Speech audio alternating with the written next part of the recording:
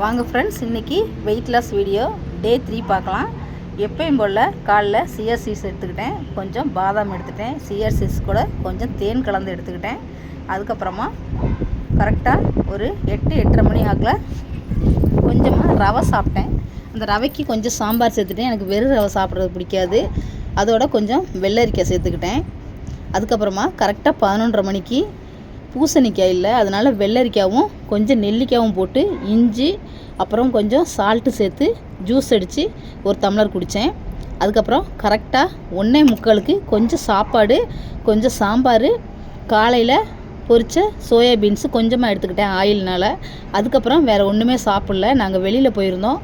அப்போ போன போது ஒரு ஆட்டுக்கால் சூப் மட்டும் குடித்தேன். இது இன்றைக்கி போதும்னு சொல்லி கம்ப்ளீட் பண்ணிக்கிட்டேன். ஓகே ஃப்ரெண்ட்ஸ், வீடியோவுக்கு ஒரு லைக் போடுங்க, சப்ஸ்கிரைப் பண்ணுங்கள், மறக்காமல் வீடியோவை தினம் பாருங்கள். பாய்.